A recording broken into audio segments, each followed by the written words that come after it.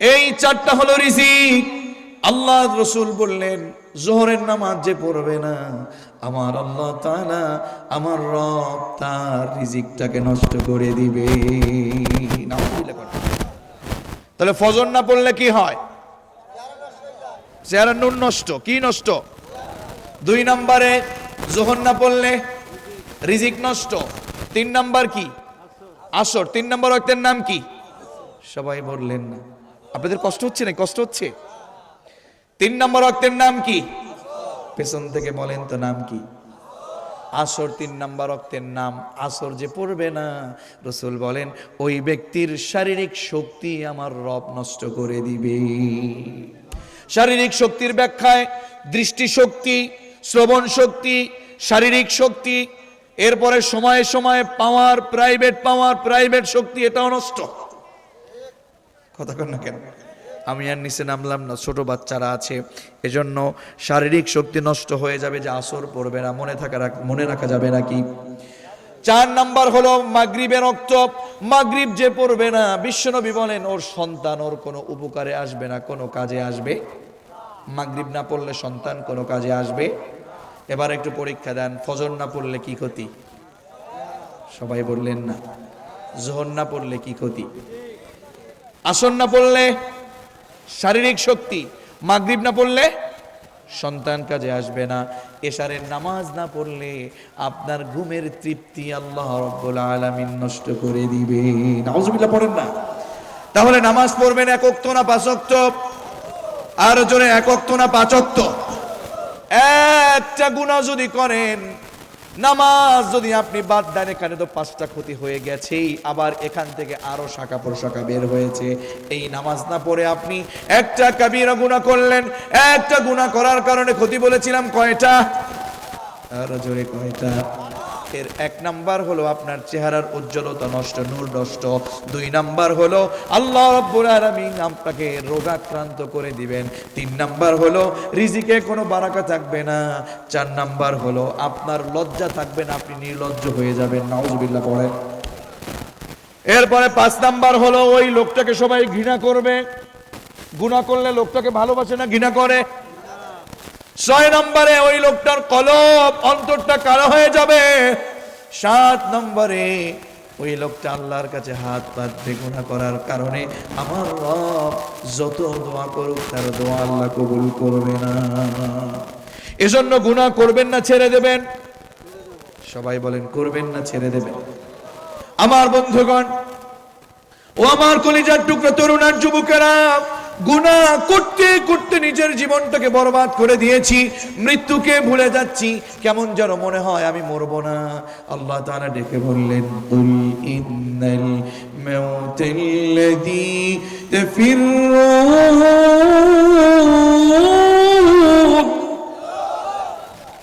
কুল ইন্নাল মাউতাল্লাযী তাফিররুন। রাসূল আপনি বলে দেন, ওরা অপরাধ করতে করতে, হারাম ইনকাম করতে করতে, হারাম পথে চলতে চলতে, মানুষকে ধরতে ধরতে, মারতে মারতে, জুলুম করতে করতে নিজেকে এত বেশি আমি মনে করছে, মনে হয় যেন মৃত্যুকে ভুলে যাচ্ছে। কথা বলে ঠিকই না? মৃত্যুকে ওরা ভুলে যাচ্ছি, মৃত্যু থেকে ওরা পালাতে চায়। রাসূল আপনি বলে দেন নিশ্চয় তোমরা মৃত্যু থেকে পালাতে পারবে না। মৃত্যু থেকে পালাতে তুমি পারবে না। মৃত্যু এমন একটা জিনিসের নাম, ফাইন্নাহু মুলাকিকুম, মৃত্যু নিজে এসে তোমার সাথে সাক্ষাৎ করবে। বলেন ঠিক কি না? আপনার বাবা, আপনার মা যদিও এখনো বেঁচে আছেন, কিন্তু আপনার দাদা দাদি যদিও বেঁচে থাকি, তার বাবা, তার মা বলেন ইতিহাসে আছে না বেঁচে আছে নাকি চলে গেছে? আছে নাকি চলে গেছে? আরো জোরে, আছে নাকি চলে গেছে? এভাবে করে আপনাকেও চলে যেতে হবে। মৃত্যুর যন্ত্রণা সহ্য করা যায় না। মৃত্যুর যন্ত্রণা আপনি সহ্য করতে পারবেন না। মৃত্যুর যন্ত্রণা এত কঠিন। মৃত্যুর যন্ত্রণা হলো 3 ধরনের। আরো জোরে, কয় ধরনের? আসতে বলবেন না, কয় ধরনের? 3 ধরনের মৃত্যুর যন্ত্রণা। এক হলো যারা মিথ্যা কথা বলে, যারা গীবত করে, যারা মানুষকে জুলুম করে, যারা মানুষের নামে মিথ্যা মামলা দেয়, আলেমদের বিরুদ্ধে মিথ্যা মামলা দেয়, এই সকল লোকগুলোর মৃত্যুর যন্ত্রণা এক ধরনের।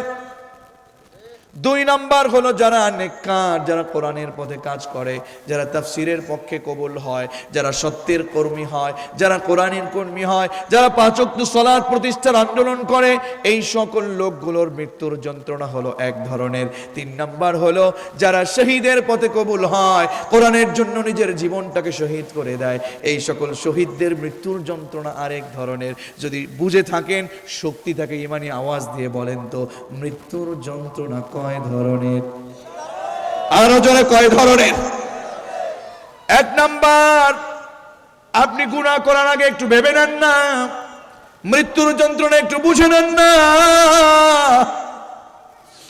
আমরা এত বেশি অন্যায় করছি, অপরাধ করছি, আমরা নামাজ বাদ দিচ্ছি, জাহান্নামী কাজ করছি, এরকম নারী এরকম পুরুষ আছে না নাই? আল্লাহ রাসূল বললেন, আমি মেরাজ থেকে এসেছি, মেরাজ থেকে এসে নারীদেরকে ডাকছেন, ইয়া মাশারান নিসা, হে নারী সমাজ, তোমরা বেশি বেশি দান করো, কেননা আমি রাসূলকে দেখিয়েছেন মহান রব যে তোমরা অধিকাংশই জাহান্নামী। নাউজুবিল্লাহ বলবেন না? তোমরা বেশি বেশি দান করো নারীরা, কেননা আমাকে দেখানো হয়েছে তোমরা অধিকাংশই জাহান্নামী। বিশ্বনবী বললেন, আমি মেরাজে 6 প্রকার নারীকে দেখেছি। কয় প্রকার? আরো জোরে কয় প্রকার? 6 প্রকার নারীকে আমি দেখেছি। এর এক নাম্বার হলো ওই নারীকে আমি জাহান্নামে দেখেছি যেই নারী বেপর্দায় চলে, যেই নারী চুলগুলো ছেড়ে সাজুগুজু করে রাস্তায় হাঁটাহাঁটি করে, রাস্তায় নিজের সৌন্দর্য প্রকাশ করে, মানুষের সামনে পর্দা করে না, এরকম লোক সমাজে আছে না? দুই নম্বরে ওই নারীকে বিশ্বনবী জাহান্নামে দেখেছেন। দুই নম্বরে হলো ওই নারী যেই নারী স্বামীকে সম্মান করে না, স্বামীর কথায় কথায় ঝগড়া করে, স্বামীর কথায় কথায় তর্ক করে, এরকম স্ত্রী আমাদের ঘরে আছে নাকি না? আওয়াজটা একটু বেড়ে গেল না? স্বামীকে সম্মান করে না, স্বামীর কথায় কথায় তর্ক করে, এরকম লোক আছে না নাই? আছে, আছে। একটু হাত তোলেন তো দেখি কার কার ঘরে আছে। দেখছেন, হাসতেছে কিন্তু হাত তুলে না। হাত তুললেন না কেন বলেন? হ্যাঁ, আপনি বলতে না পারলেও আমি কিন্তু জানি কেন আপনি হাত তুলেন নাই। বলবো কি? বলবো বাবাজি আপনি উঠছেন কেন? পেশাব করতে যাচ্ছে? আচ্ছা আচ্ছা, অনেকক্ষণ পর্যন্ত আপনারা বসে আছেন তো একটু আসতেই পারে। তবে আমরা কোরআন শেষ করে এরপরে কোরআনের তাফসীর মাহফিল থেকে বিদায় নেব ইনশাআল্লাহ। তাহলে বলছিলাম আমি জানি কেন আপনারা হাত তুললেন না। তার কারণ হলো আজকে বাড়িতে গেলেই বলবে হুজুর যখন হাত তুলতে বলছিল তুমি কি হাত তুলছিলা? যদি তুমি তুলে থাকো, সত্যি কথা কও, তাহলে আজকেই রাতের খাবার বন্ধ। কথা কন না কেন? না না আমার বোনেরা, আমি হাসির খোরাক দেইনি। বিশ্বনবী নিজে বললেন, আমি রাসূল নিজে জাহান্নামে কয় প্রকার নারীকে দেখেছি? আরো জোরে। 6 প্রকার নারীর 2 নম্বর হলো ওই নারী যেই নারী স্বামীর সাথে তর্কাতর্কি করে, স্বামীকে সম্মান করে না। 3 নম্বর হলো ওই নারী যেই নারী স্বামীকে বাদ দিয়ে পরপুরুষের সাথে হাসি তামাশা করে, এরকম নারী সমাজে আছে না নাই?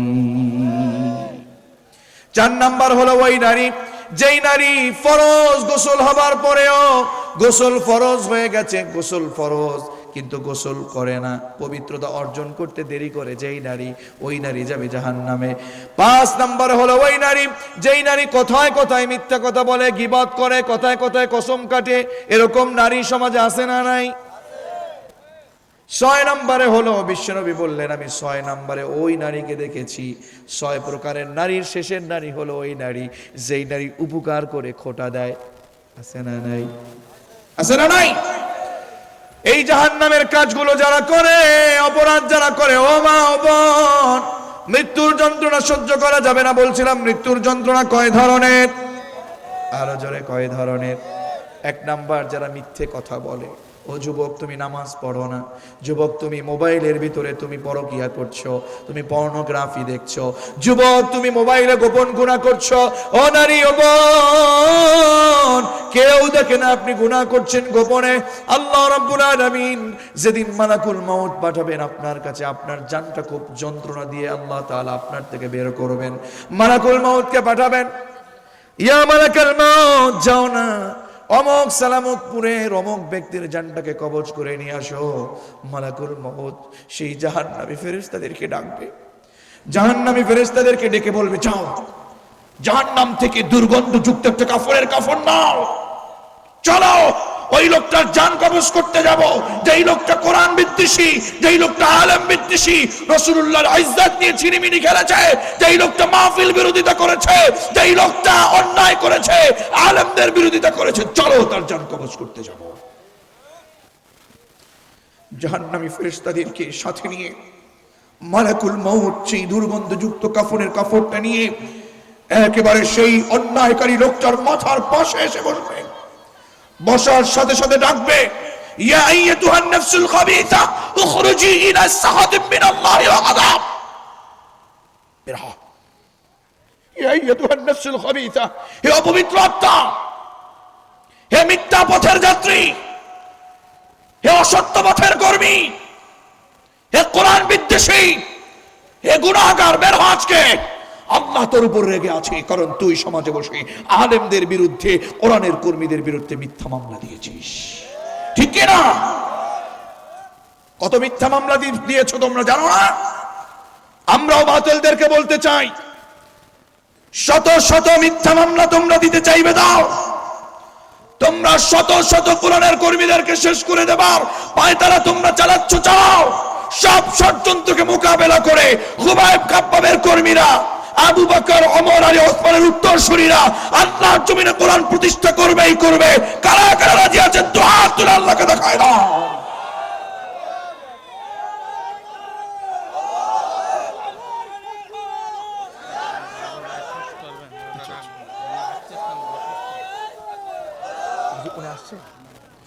আমার বন্ধুগণ, মৃত্যুর যন্ত্রণা কয় ধরনের?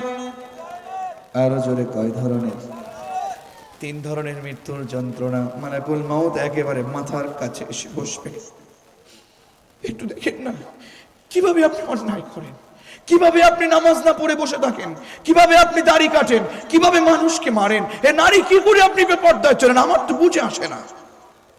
মালাকুল মউত এসে বলবে, ইয়া আইয়াতুহান নাফসুল খাবিসা উখরুজি ইলা সাখাতিন মিনাল্লাহি ওয়া আযাব। বের হও হে অপবিত্র আত্মা, আল্লাহ তোমার উপর রেগে আছে, চলো আল্লাহর সন্তুষ্টির পথে চলো।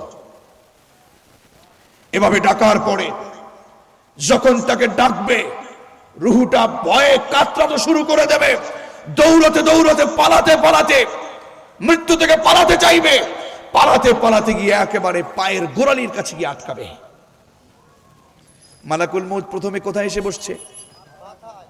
এরপরে পায়ের কাছে চলে যাবে। পায়ের গোড়ালির উপরে যখন এমন জোরে চাপ দেবে, মনে হবে যেন এত বেশি যন্ত্রণা, গোটা পৃথিবীর সমস্ত পাহাড় যেন আমার গায়ের উপরে। আমার কলিজার টুকরা তরুণ আর যুবকেরা, অপরাধ করছো, মা বোনেরা অপরাধ করছেন। গুনাহের কাজগুলো করবার সময় ভাবছেন না, যখন আপনার উপরে নির্যাতন শুরু হয়ে যাবে, আপনার রূহ যখন চলে যাবে, তখন যন্ত্রণা শুরু হয়ে যাবে। যখন চাপ দিবে পায়ের গোড়ালির উপরে, রুহুটা গিয়ে চামড়ার নিচে পালাবে। কিসের নিচে? আরো জোরে। এরপরে রুহুটা আবার চাপ দিবে, আবার রুহুটা গিয়ে পশমের নিচে পালাবে। এরপরে আবার চাপ দিবে, আবার এক চাপ দিবে, আবার পালানোর চেষ্টা করবে। রুহুটা গিয়ে একেবারে গলার কাছে চলে আসবে। দেখবে কেউ তাকে বাঁচাতে পারে না। কাল্লা ইযা বালাগাতিত তারাকিয়া ওয়া কিলা মান রাক ওয়া যান্না আন্নাহুল ফিরাক। আল্লাহু আকবার। আমার বন্ধুগণ, কেউ তাকে বাঁচাতে পারছে না, কেউ তাকে বাঁচাতে পারছে না। এরপরে মালাকুল মউত তাকে যখন ধরে ফেলবে, ধরার পরে এরপরে এমন যন্ত্রণা শুরু হয়ে যাবে, মনে হবে যেন এই যে হাত দেখতে পাচ্ছেন, এই যে চামড়া দেখতে পাচ্ছেন, একটা জীবিত মানুষের শরীর থেকে চামড়া টেনে ছিঁড়ে ফেললে যতটা না কষ্ট, গোটা শরীরের চামড়া ছিঁড়ে ফেললে যতটা না কষ্ট হবে, তার চেয়েও একজন অপরাধীর মৃত্যুর যন্ত্রণায় বেশি কষ্ট হবে। নাউজুবিল্লাহ পড়েন। মৃত্যুর যন্ত্রণা সহ্য করা যাবে নাকি? কবরের আযাব যে এত কঠিন, সইতে আমি পারিব না। মৃত্যুর যন্ত্রণা কত কঠিন, সইতে আমি পারিব না। ও গো দয়াময় হে রহিম, চাই যে তোমার শুধু করুণা। কবরের আযাব যে এত কঠিন, সইতে আমি পারিব না। ঠিক না আমার বন্ধুগণ? ও আমার কলিজার টুকরো তরুণ আর যুবকেরা, শুনুন না, এই আপনারা কিভাবে উঠে যাবেন? রাত দেরি হয়ে গেছে দেখে আপনারা একেবারে ইস্তেঞ্জার নাম দিয়ে চলে যাবেন, এটা হবে? আমি দোয়া করে দিচ্ছি। তাহলে উঠছেন কেন? চলবে, চলবে ইনশাআল্লাহ। আমার বন্ধুগণ, ও আমার কলিজার টুকরো তরুণ আর যুবকেরা, এই পৃথিবী থেকে আপনি যখন বিদায় নেবেন, এই বিদায়টা যদি এরকম অপরাধীদের বিদায় হয়, তাহলে আযাব বাড়বে নাকি কমবে? আযাব বাড়বে না কমবে? যখন রুহুটা একেবারে যখন নিয়ে যাবে, রুহুটা নিয়ে প্রথম আসমানের দরজায় গিয়ে দারোয়ানের এখানে গিয়ে নক করবে। দারোয়ান যখন দরজা খুলবে, দেখবে দুর্গন্ধ আর দুর্গন্ধ। বলবে কে? বলবে সেই সালামতপুরের সেই সুদখোর, সেই বেনামাজি লোকটার জানটাকে কবজ করে নিয়ে এসেছি। বলবে না, নিয়ে যাও, একে উপরে নেওয়া যাবে না, উপরে নেওয়া যাবে না। জাহান্নামের ফেরেশতারা পৃথিবীতে এসে জমিনটাকে এত জোরে ধাক্কা দিবে, এক ধাক্কায় ৭০,০০০ গজ নিচে গিয়ে একেবারে সিজ্জিন নামক জায়গাতে তার রূহটা পতিত হবে। নাউজুবিল্লাহ। আমার বন্ধুগণ, সেই অপরাধীদের কাতারে যদি আমরা চলে যাই, আমাদের অবস্থা বড় মারাত্মক হয়ে যাবে। মৃত্যুর যন্ত্রণা বলেছি কয় ধরনের? আরো জোরে কয় ধরনের?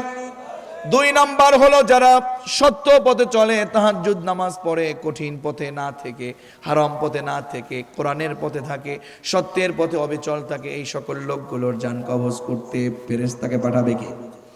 আল্লাহ তাআলা ফেরেশতাদেরকে পাঠাবেন আর বলবেন, যাও যাও, আমার ওই গোলাম, আমার গোলামি করেছি, আমার কোরআন অনুযায়ী চলেছে, রাসূলুল্লাহর সুন্নাহ মেনেছে, যাও না, আমি আল্লাহ তাআলা তাকে সালাম দিলাম, আমার এই সালামটা গিয়ে আমার ওই বান্দার কানে কানে পৌঁছে দিও।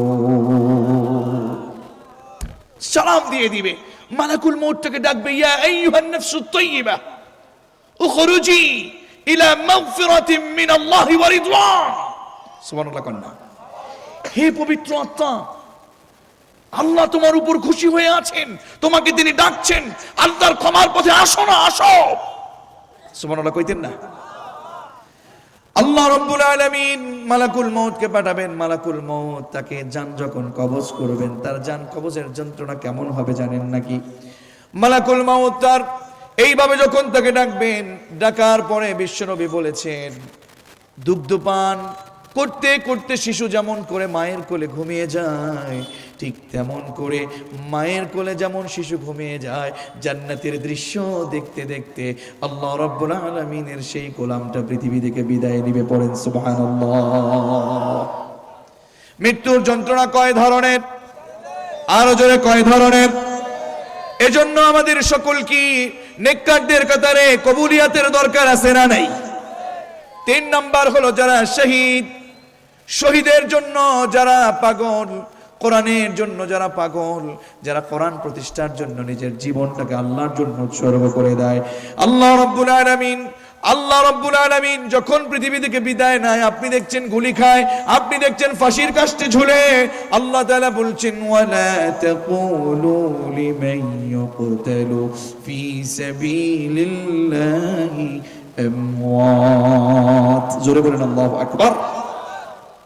তোমরা তাকে মৃত্যু বলো না, যারা আমার পথে কবুল হয়, যারা কোরআনের পথে শহীদ হয়, যারা কোরআনের পক্ষে নিজের জীবনটাকে বিলীন করে দেয়, ওরা আসলে মরে না, ওরা বাস্তবে জীবিত থাকে, আল্লাহর কাছে কথা বলে, ঠিক না? আমার বন্ধুগণ, বিশ্বনবী বলেছেন, ওদের জানটা যখন কবজ হয়ে যায়, হাতের উপরে চিমটি কাটলে যতটা না বেদনা, সেই বেদনার চেয়েও কম যন্ত্রণা দিয়ে পৃথিবী থেকে তাকে বিদায় দিয়ে দেয়। আল্লাহু আকবার। মৃত্যুর যন্ত্রণা কয় ধরনের? আরো জোরে কয় ধরনের? এজন্য আমাদের সকলকে অপরাধীদের কাতার থেকে আমাদের সকলকে নেককার আর শহীদদের কাতারে কবুল হওয়ার ইচ্ছা রাখার দরকার আছে না নাই? আরো জোরে দরকার আছে না নাই?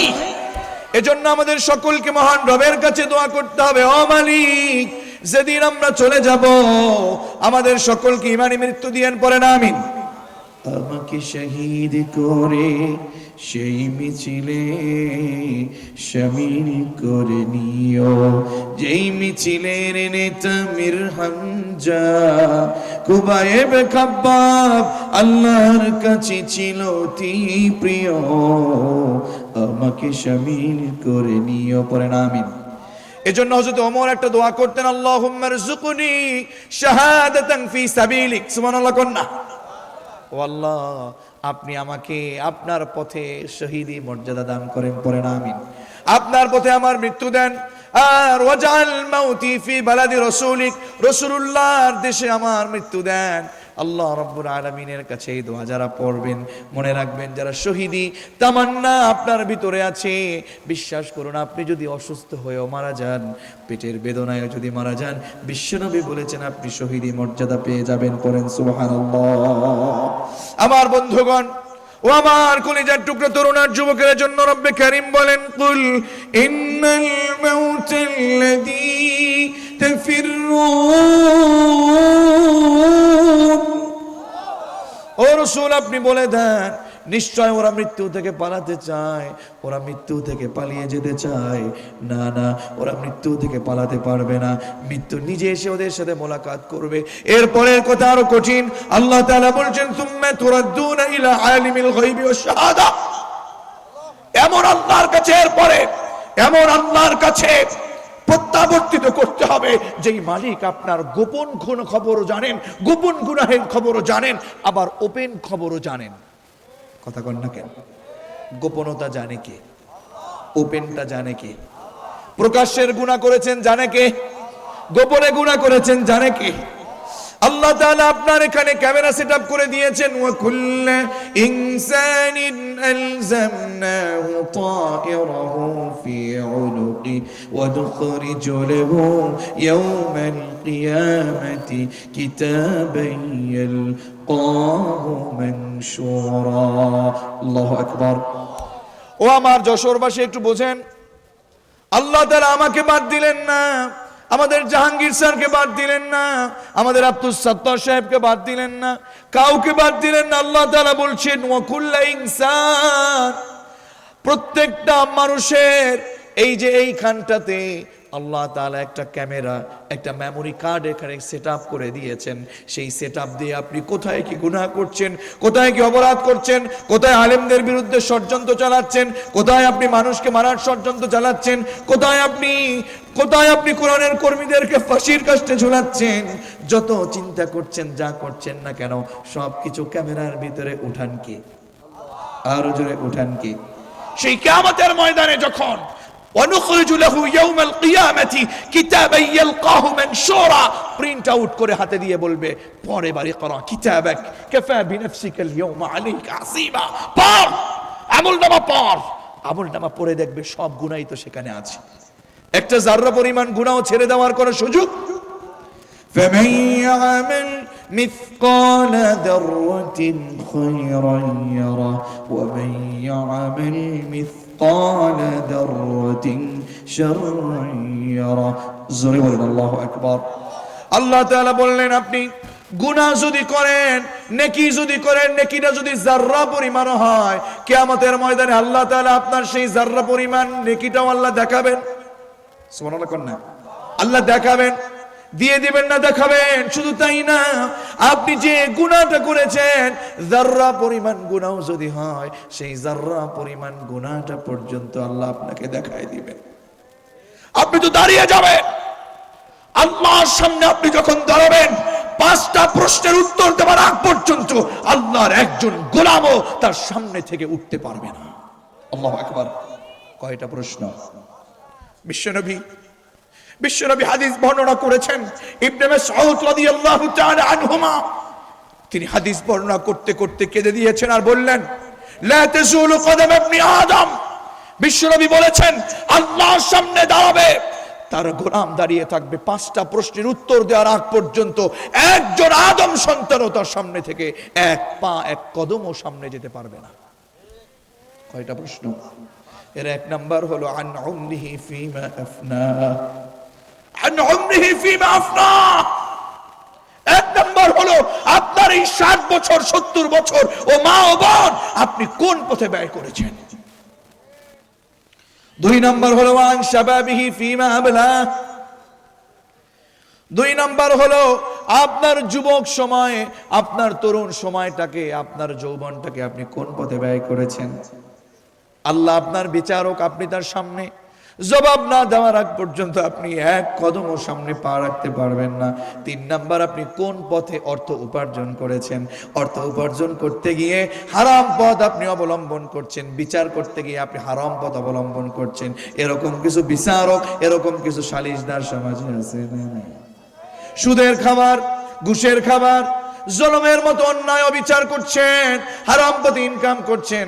আল্লাহর রাসূল সাল্লাল্লাহু আলাইহি ওয়াসাল্লাম বলেন, আল্লাহর সামনে তোমাকে জবাব দেয়া লাগবে তুমি কোন পথে, তোমার পথ কোন পথে তুমি টাকা উপার্জন করেছো।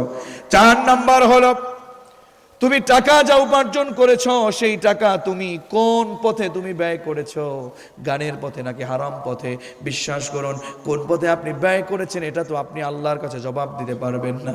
আল্লাহর সামনে দাঁড়িয়ে, আপনি আল্লাহর সামনে দাঁড়িয়ে আল্লাহ আপনাকে দাঁড় করাবেন, সব কিছু আপনার এই প্রশ্ন উত্তর দিয়ে আপনাকে পৃথিবী থেকে যেমন করে আপনি চলে গেছেন, আপনার সামনে আল্লাহ আপনাকে প্রশ্ন করবে, আপনি সবকিছুর উত্তর দিতে চাইবেন কিন্তু উত্তর দেওয়ার কোনো সুযোগ হবে।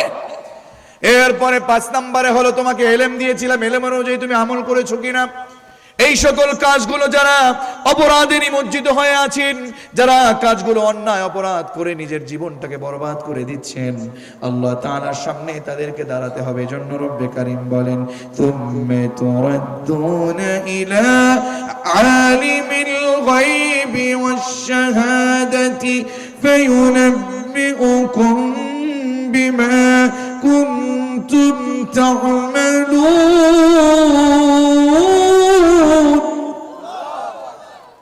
আমার বন্ধুগণ, আল্লাহ তাআলা বললেন, ওই আল্লাহর কাছে তোমাকে প্রত্যাবর্তিত করতে হবে যেই আল্লাহ তাআলা তোমার সব খবর জানেন, গোপনও জানেন, ওপেনও জানেন, ঠিক কি না? এজন্য আমার বন্ধুগণ, আমরা সকলে মিলে আজকে থেকে অন্যায় পথকে বাদ দিয়ে, বেহায়াপনার বাদ দিয়ে, মিথ্যা কথা বাদ দিয়ে, অপরাধ বাদ দিয়ে, হারাম পথকে বাদ দিয়ে ডানপন্থী হয়ে চলবো, এমন কাজ, এমন ইচ্ছা করার দরকার আছে না নাই? আমার বন্ধুগণ, এরপরে হলো এমন কথা আল্লাহ বললেন, ফায়ুনাব্বিউকুম বিমা কুনতুম তা'মালুন। আল্লাহ তাআলা বললেন, শোনো, তুমি যে কাজগুলো করছো সেই কাজগুলো সব খবর তো আমি জানি। সুতরাং আমাদের সকলকে সঠিক পথে অবিচল থাকার দরকার আছে না নেই? আরো জোরে বলুন, দরকার আছে না নয়? দেখুন, আমরা কেন যেন মৃত্যুকে ভুলে যাচ্ছি। এই জন্য রব্বে কারীম বললেন, না গোলাম, ইন্নাল মাউতাল্লাযী তাফিররুনা মিনহু ফাইন্নাহু মুলাকীকুম। মৃত্যু থেকে তুমি পালাতে পারবে না, মৃত্যু তোমার কাছে এসে নিজে এসে সাক্ষাৎ করবে। আর ওই আল্লাহর কাছে তোমাকে প্রত্যাবর্তিত করতে হবে যেই আল্লাহ তোমার গোপনও জানেন, ওপেনও জানেন, ঠিক কি না? তাহলে আমরা সঠিক পথে চলবো নাকি খারাপ পথে চলবো? ডানপন্থে ছুটবো নাকি বামপন্থী হব? সেই প্রথম স্লোগানটা বলেন তো, আমরা কোন পথে ছুটবো, ডানে নাকি বামে? বামে নাকি ডানে? আল্লাহ যেন আমাদের সকলকে ডান পথে কবুল করেন, পড়েন আমিন। আমরা আজকের এই প্রোগ্রাম থেকে আপনাদেরকে দুঃখের সহিত একটা সংবাদ জানাচ্ছি। দেখুন, যে অবস্থায় যেমনটা আছি তেমন অবস্থায় শুকরিয়া আদায় করতে হবে কার? আমাদের আজকে এখানে আসার কথা ছিলেন, আলহাজ শামীম সাঈদী ভাইকে এখানে আসার কথা ছিলেন, রওনা করেছেন, আসছেন। প্রতিমধ্যে উনি আসলে অনেকগুলো প্রোগ্রাম করতে করতে উনি খুব অসুস্থ হয়ে পড়ছেন। উনি আসলে রাত অনেক গভীর হয়ে গেছে, এজন্য পথে এসে উনি বিশ্রাম করছেন। উনি আসলে আসার মতো সেরকম শক্তি এবং সাহস পাচ্ছেন না, এজন্য আপনাদের কাছে কর্তৃপক্ষ সহ সকলেই ক্ষমা চেয়েছেন। কথা কি বুঝতে পেরেছেন? আপনাদের কাছে দোয়া চেয়েছেন এবং ক্ষমা চেয়েছেন। আপনারা কি তাকে ক্ষমা করে দিতে পারবেন না? দেখুন, আমরা তো মানুষ, কোন সময় কি অবস্থা হবে উনি আসলে কখনো কথা দিয়ে কথা না রাখার লোক নই, আমি জানি। কিন্তু এজন্য আপনারা রাগ না করে, এই আমরা দোয়া করব, উঠে যাচ্ছেন কেন? আমরা দোয়া করব, প্লিজ এখনই দোয়া করব। তো উনি